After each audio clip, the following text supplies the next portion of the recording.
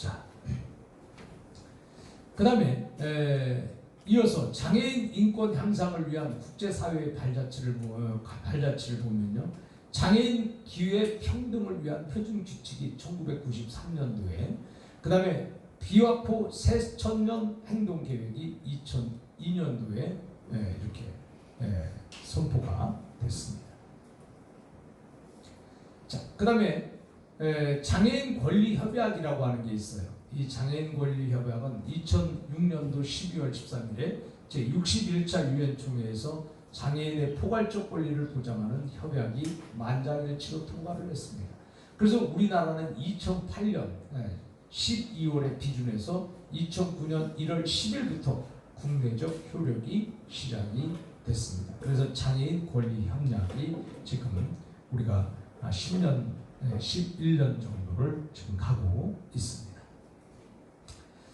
자, 우리가 이 장애인 인권 향상을 위한 국제사회 발자취를 보면서 제3차 아시아 태평양 지역 장애인 이것을 10년을 이렇게 보면서 우리나라 인천에서 출범을 했고요.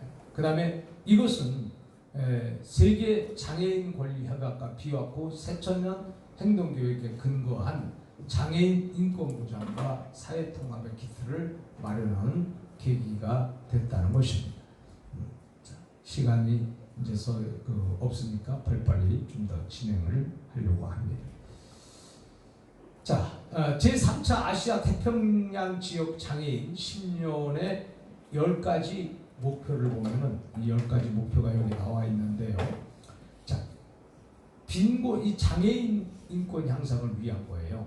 그래서 장애인의 빈곤을 줄이고 노동 및 고용 전망을 높인다. 자, 장애인들이 이 일자리가 없으니까 또 이렇게 들어오는 수입이 한정돼 있으니까 장애인이 빈곤하잖아요. 그래서 장애인들이 치고 뭐 부자가 별로 없잖아요. 조상애로부터 물려준 뭐 땅이 있지 않는 한 장애인들은 굉장히 그 경제생활에서 비장애인보다 불리한 입장에 있죠. 그렇기 때문에 장애인들은 가난해요. 빈곤하다 이 말이에요.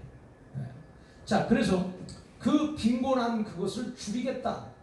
그리고 장애인들도 노동이나 이 고용을 통해서 빈곤을 줄이겠다. 이렇게 지금 정책이 나가고 있다는 거죠. 근데 이제 장애인들이 몸이 불편하면서 함에도 불구하고 비장애인처럼 이렇게 활동을 하려니까 많은 어려움도 있죠. 그러나 어려움도 있지만은 그러나 그 어려움 때문에 뭐 경제적으로 불리하거나 또 빈곤해진다는 것은 또 인간의 행복에 어긋나는 것이다. 이런 판단하에서 장애인도 비장애인처럼 똑같이 급여를 이렇게 받을 수 있는 그런 환경을 만들어줘야 된다는 그런 얘기입니다. 그 다음에 정치 과정과 의사결정에 대한 참여를 증진한다. 그래서 장애인들도 정치를 할 수 있어야 되는 거예요. 이번에 뭐 시각장애인이 국회의원이 된 것처럼 장애인도 정치에 출마를 할 수 있어야 돼요. 또 장애인도 의사결정을 하는데 참여를 해야 된다는 거죠. 특히나 이 장애인에 관한 그 의사결정은 장애인이 반드시 있어야 되는 것입니다. 그래서 우리는 그런 것을 생각해 보면서 이렇게 참여를 증진한다. 자, 그 다음에 세 번째, 물리적 환경, 대중교통, 지식, 정보통신에 대한 접근성을 높인다. 자, 그래서 장애인도 이제 가만히 앉아서 집에서만 있어라 이런 게 아니죠. 장애인도 물리적 환경, 대중교통 이용해야 되고, 그 다음에 지식, 정보통신에 대한 접근성을 높여야 된다. 자, 우리는 요즘에 보면은 차가, 버스가 장애인을 위해서 운전수가 딱 기사가 이렇게 눌러주면 장애인 버스가 쭉 내려서 장애인 휠체어 그거를 이렇게 딱 탈 수 있게 하고 또 다시 이렇게 오고 하는데 시간이 많이 걸려요, 조금 걸려요? 많이 걸리죠. 근데 이제 거기에서 그거를 과연 우리는 어떻게 받아들일 것이냐? 아유, 저 사람 바쁜데 장애인 버스 타고 다니지, 장애인 차 타고 다니지, 왜 이 멀쩡한 이거 차 타다 다니면서 이 수많은 사람들, 바쁜 사람들 왜 이렇게 지체게 만드냐? 이런 사람들도 있을 수 있어요. 그죠? 그런 사람들은 어떻게 해결을 해야 되겠어요?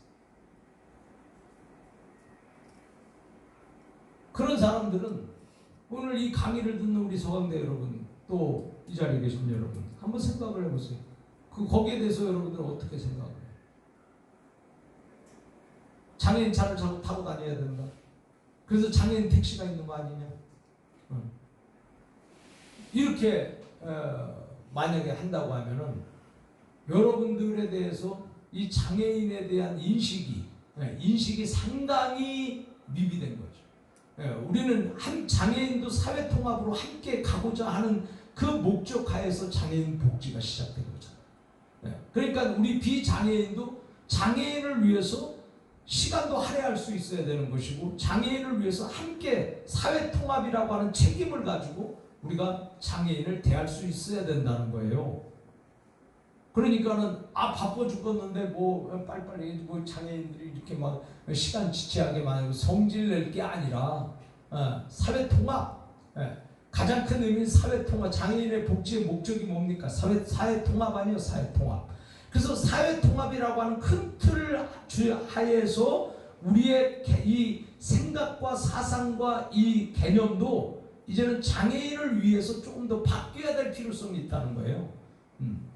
그래서 장애인들이 살기 좋은 나라가 돼야 되는데, 우리나라는 장애인들이 살기 좋은 나라가 이게 그래도 많이 발전을 하고 있는데 아직도 멀었다는 거예요. 미국 같은 경우에는 굉장히 항상 이 장애인들에 대해서 이렇게 우선적이고 배려해주고, 장애인들이 사는데 불편함을 느낄 수가 없다는 거예요, 미국은. 미국 같은 데는. 그런데 우리나라는 너무 불편해, 장애인들이. 이렇게 막 어떤 데 장애인이 나오면 뭐 구경 오듯이 막 하고 말이지. 이런 것을 보면서 이 물리적 환경, 대중교통, 지식, 정보통신대 이런 거에 대해서도 장애인들도 접근성을 높여야지. 장애인들이라고 방에 가만히 앉아갖고 있으라는 법이 있어. 그러면 인권이 아니지. 장애인도 자유라고 하는 인권을 가지고 자기 생활을 할 수 있어야 되는데, 비장애인들을 위해서 우리는 집에 가만히 있어야 된다? 이거는 아니다 이거예요. 자, 그 다음에 사회적 보호를 강화한다. 사회적 보호를 강화한다는 게 뭐예요? 장애인들에게 대해서 이 불이익 당하는 이런 문제들에게부터 사회적으로 장애인을 보호해야죠. 그 다음에 장애 어린이에 대한 조기 개입 및 교육을 확대한다. 요즘에는 이제 태어나기 전에 얘가 장애인으로 태어납니다. 이런 걸 잘 알잖아요. 그렇기 때문에 그 태어나기 전서부터 장애를 이렇게 예측을 많이 한단 말이에요. 자, 그렇기 때문에 장애인 어린이에 대한 조기 개입, 조기 발견, 그 다음에 그걸 위해서 조기 개입을 하고, 또 일찍부터 장애인들에게 교육을 시키고, 이런 것들을 확대해야 되는 거죠. 그 다음에 성 역할의 평등과 여성의 역량 강화를 보장한다. 성 역할의 평등, 그래서 여성의 역량 강화를 남성 위주가 아니라 여성 위주의, 뭐 여성 위주라기 하기보다는 남자나 여자나 똑같아야 되는 거잖아요, 그죠? 뭐 남자라고 여성이라고 뭐 우선이다. 이것도 평등이지.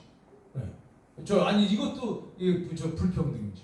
여성이나 남성이나 똑같아야 되는데 예우상 여성이 약하니까 그래도 뭐 여성을 이렇게 보호하는 차원에서 우선이다. 이렇게 해주는 거죠.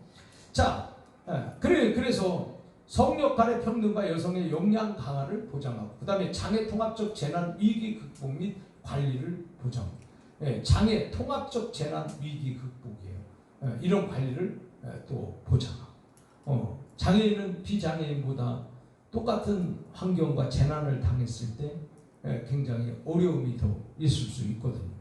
그 다음에 장애 관련 데이터의 신빙성과 비교 가능성을 개선한다. 자, 이런 거 데이터, 이런 것도 비교 가능성, 그런 것들을 개선을 해야 될 필요성이 있고, 장애인 권리 협약의 비준 및 이행, 협약과 자국 법률과의 조화를 가속한다. 그래서 이 장애인 인권 협약에 대해서 이 국제 사회에서 뒤떨어지지 않으려면 빨리 이 법과 국내법을 이렇게 조화를 잘 시켜서 이루어 가야 된다. 그 다음에 소지역 및 지역 내 협약과 국제 협력을 증진시킨다. 이것입니다. 자, 세계 인권 선언은 모든 사람은 태어날 때부터 자유롭고 동등한 존엄성과 권리를 가지고 있다. 사람은 천부적으로 이성과 양심을 가지고 있으며 그 다음에 서로 형제의 정신으로 행동하여야 한다고 세계 인권 선언이 밝히고 있습니다. 그래서 이것은 뭐냐면 태어날 때부터 동등한 존엄성과 권리를 가졌다. 그래서 장애인이라고 해서 무슨 뭐 불합리하거나 또 뭐 불이익을 주서는 안 된다는 얘기예요. 그래서 서로 형제의 정신을 가지고 행동을 해야 된다. 그 다음에 장애인 권리 선언은 신체적, 정신적 장애를 예방하고 장애인이 능력을 최대한 발휘할 수 있도록 원조를 한다. 도와준다는 거죠. 장애인이 능력을 최대한 발휘할 수 있도록 도와줘야 된다는 거예요. 원조하고 그 다음에 가능한 한 통상적인 생활에 통합할 수 있도록 촉진한다. 통상적인 생활의 통합, 이게 사회 통합이단 말이에요. 그러니까 장애인을 별도로 취급하는 것이 아니라 너희들끼리 이렇게 하는 것이 아니라 그냥 너는 나나 똑같이 이런 개념을 갖게 하는 것이 이게 이제 그 통상적인 생활에 통합할 수 있도록 촉진하는 것이죠. 자, 유엔 장애인 권리 협약에서 장애인의 새로운 인권을 특별히 인정하는 것이 아니라 모든 장애인이 모든 인권을 동등하게 향유할 권리를 존중하고 확인해야 할 국가의 의무와 법적 책임을 명확하게 할 것이다. 자, 그렇게 했습니다. 그래서 표 11-2를 참조하시면 되겠습니다. 자, 이제 우리는 여기에서 헌법 10조를 볼 것입니다. 대한민국의 헌법 10조. 자, 이 헌법 10조는 굉장히 중요합니다. 사회복지법의 그 법원이 헌법 10조예요. 그래서 헌법 10조를 가지고 사회복지법을 만들고요. 그래서 이 법제론에서 시험에 이렇게 나옵니다. 사회복지법의 법원을 쓰시오. 그러면은 법원이 어디예요? 헌법 10조라고 써야 됩니다. 서초동이라고 쓰면 안 됩니다. 그래서 이 헌법 10조는 대한민국 모든 국민, 대한민국에 살고 있는 국민이야. 인간으로서의 존엄한 가치를 가진다.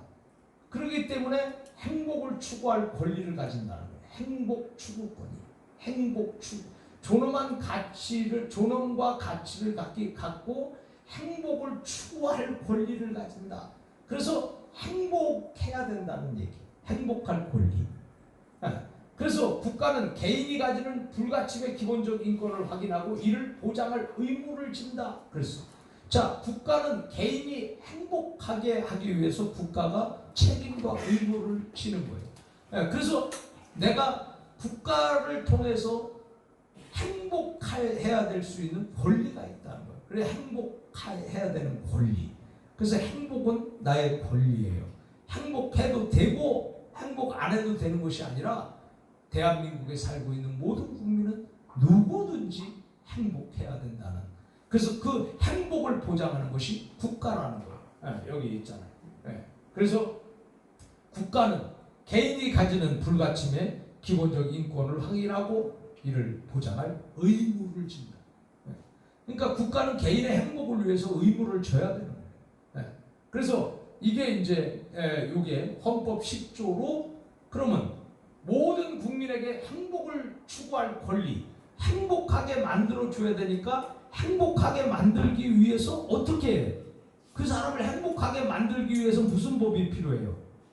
사회복지법이 필요하죠. 아니, 그 사람을 행복하게 만들기 위해서 줘야 행복할 거 아니야. 받아야 행복할 거 아니야. 그래서 복지법이 여기서 나온 거다 이거예요. 사회복지법. 자, 그리고 이 모든 사람을 행복하기 위해서 이 헌법 10조로 말미암아서 장애인도 행복해야 되잖아요. 그래서 이 헌법 10조를 근거해서 장애인 복지법이 나온 것이죠. 또 아동도 행복해야 되잖아요. 아동도. 그래서 이 헌법을 기준으로 해서 아동복지법이 나온 거예요. 또 노인도 행복해야 돼. 그래서 이 헌법을 기준으로 해서 노인도 행복하기 위해서 노인복지법이 나온 거예요. 또 청소년도 행복해야 되잖아. 대한민국의 모든 국민이니까 청소년도 행복하기 위해서 이 법을 가지고 청소년 복지법을 만들어. 그러니까 결국은 대한민국의 헌법 10조 이 행복 추구권 때문에 복지법이 만들어졌다는 얘기예요. 복지법. 그래서 이 복지법을 쭉 타고 올라가면 장애인 복지도 끝에는 뭐가 있어요? 맨 끝에 올라가니까 헌법 10조가 있네. 아동 복지도 맨 끝에 올라가니까 뭐가 있어요? 헌법 10조가 있어. 노인복지법도 맨 끝에 올라가니까 노인복지법 이제 헌법 10조가 있어. 그래서 이 헌법 10조는 이 사회복지법의 법원이라는 거예요. 네. 법의 원조. 자, 그래서 요 헌법 10조와 또 34조라는 게 있어요. 34조. 이 34조가 이제 두 개가 헌법 10조와 34조 두 개를 통해서 이제 우리가 행복을 추구하는데 34조는 뭐냐? 가장 대표적인 사회적 기본권이 규정되어 있다는 거예요. 사회적 기본권. 자, 그래서 사회적 기본권에서 제1항에서는 인간다운 생활을 할 권리, 생존권. 그러니까 사람이 살려고 하면은 이 살기 위한 권한이야. 그게 인간다운 생활이에요. 인간다운 생활. 자, 인간다운 생활은 반대로 말하면 짐승 같은 생활은 아니라는 거죠. 그죠? 사람이 짐승같이 생활을 하면 되겠냐? 인간답게 생활을 하자. 자, 인간답게 생활을 하려니까 얼마 정도 가져야 인간답게 생활을 할 수 있는 거예요? 지금 현재 국민기초생활수급자들이 지금 75만 원인가 80만 원 받고 있잖아요. 그러니까 그 정도는 가져야 인간답게 살 수 있다는 거죠. 그래서 그 인간답게 살기 위한 그 돈을 국가가 주는 거야. 이게 바로 인간다운 생활을 할 권리로서의 생존권에 규정되어 있다는 거예요. 제1항에. 그래서 국민기초생활수급자는 자, 헌법 제10조를 중심으로 해서 헌법 34조에 인간다운 생활, 이것 때문에 국가로부터 혜택을 받는 거다 이 말이에요. 자, 그 다음에 2항에서는 국가의 사회보장 및 사회복지 증진 노력의 의무와 신체 장애자 및 질병, 노령, 기타 사유로 생활 능력이 없는 국민에 대한 국가의 보호를 규정했어. 그러니까 자기 혼자서 생활할 수 없으면 어떻게 돼? 이거 뭐 죽어야 되는 거 아니지. 그걸 국가가 보호한다는 거예요. 그러니까 국가가 보호하는 거예요. 국가, 여러분들이 만약 굶어 죽는 거 누구 책임이에요? 국가 책임인 거예요. 근데 이렇게 법은 이렇게 해놨는데 송파 모녀가 죽었는데도 국가가 책임을 졌는지 모르겠네. 자, 이렇게 말이에요. 그래서 그런데 이제 이게 있단 말이에요. 대한민국은 복지법에서 뭐가 있냐면 신청주의라는 게 있어. 신청주의는 아무리 굶어 죽어도 내가 도와달라고 신청을 해야 도와주는 거지, 신청 안 하면 안 도와준대. 그러니까 이게 굉장히 애매모호한 거예요. 그러니까는 우는 놈 젖주는 거고, 울지 않으면 젖을 안 준다는 거예요. 굶어 죽어도 네가 신청을 안 했잖아. 송파 모녀처럼 네가 신청을 안 했으니까 굶어 죽었지. 그게 왜 국가 책임이냐. 또 이렇게 나가니 어떻게 보면 이게 참 이게 애매모호한 건데, 큰 틀에서 보면 국가 책임인데 국가가 그 모녀 저거한테 돈을 줬는지 모르겠네. 시체한테, 죽은 사람들한테. 뭐 못 줬으면 가족에게도 줘야 되는데 가족도 같이 죽어가지고. 자, 그러면 이것도 말이에요. 이것도 국가가 이거 자랑할 게 못 되는 거지. 자, 이 법에 의해서 보면은 국가가 보호해야 된다잖아. 국가가 보호하는데 신고 안 했다, 그래서 신청 안 했다고 국가가 보호를 안 해? 그럼 무식한 사람은 다 뭐 몰라가지고 있는데 그 사람들은 보호 안 하는 거예요? 똑똑한 사람만 뭐 신청해서 먹고, 미련한 사람은, 바보 같은 사람, 무식한 사람은 그러면 뭐 신청도 할 줄 몰라가지고 굶어 죽어도 된다는 거예요? 참, 내가 이 판사는 아니지만 말이야, 이런 거 강의를 하려다 보니까 분노가 자꾸만 일어나는. 그래서 분노를 조절해야 될 것 같아요. 제가 분노를 조절하고. 자, 그래서 이제 우리가 이렇게 제1항에서 인간다운 생활, 그 다음에 제2항에서 국가보호, 이 생활 능력이 없는 국민을 국가가 보호를 해야 된다. 자, 이런 것에서 이게 사회복지법은 여러분들이 대한민국 헌법 10조와 그 다음에 34조, 10조와 34조야. 그래서 10조의 이 행복 추구권, 이 행복 추구권을 가지고 그 다음에 34조의 사회적 기본권, 사회적 기본권을 가지고 만들어진 것이 사회복지법이다. 자, 이해가 가시겠죠? 네. 자, 그래서 우리는 이제 장애인복지법도 그 안에 결국은 우리가 모든 복지, 장애인이나 아니면 뭐 한부모 가정이나 기타 무슨 뭐 여성이나 뭐 그다음에 뭐 노인이나 청소년이나 아동이나 다 할 것 없이 다 이 헌법 34조, 그다음에 그 위에 10조, 이것들로 인해서 끝에 가면 그것들이 법원이 되는 거다.